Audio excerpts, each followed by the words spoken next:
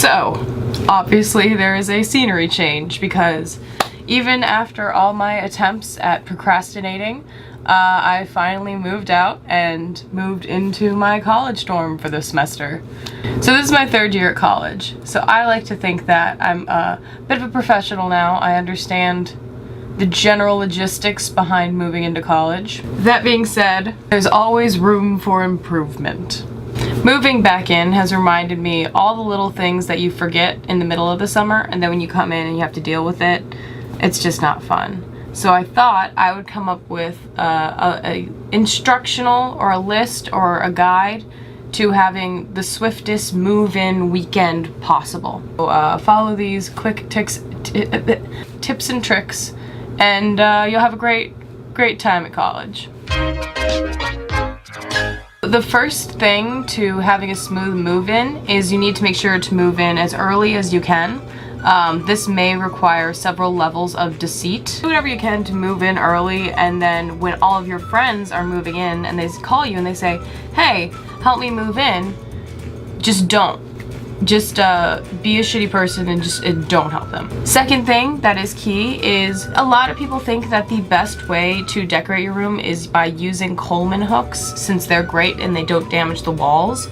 But what you're gonna do is you're gonna fuck that, and you're just gonna drill holes in the walls and hang everything up with nails and screws, and then lose your deposit at the end of the year because you wanted to have some nice flush lying photographs. The next thing you want to do is you want to have your parents help you move in, but then refuse any offer they give to buy groceries for you, so that the following day you go grocery shopping by yourself and have to spend your own money instead of letting your parents do it for you.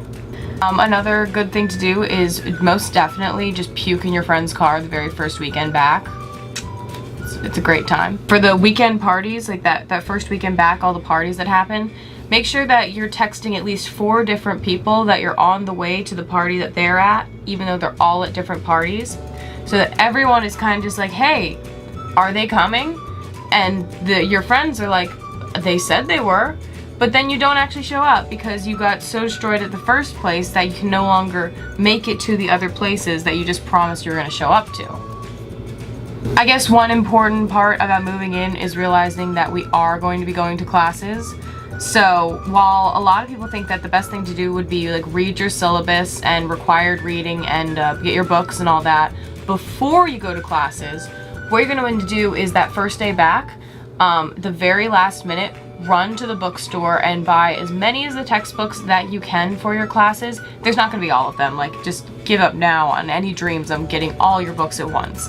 But get as many as you can, grab some pencils and notebooks, and make it to your first class late, explain that you were getting your textbook, and that conveniently is going to be the class that didn't carry your textbook, so you're also going to be screwed in that respect. So basically, do not prepare for classes. It's not worth it. It's just, what are you, a freshman? Like, come on. I really have to find a way to hang this, I know. Like,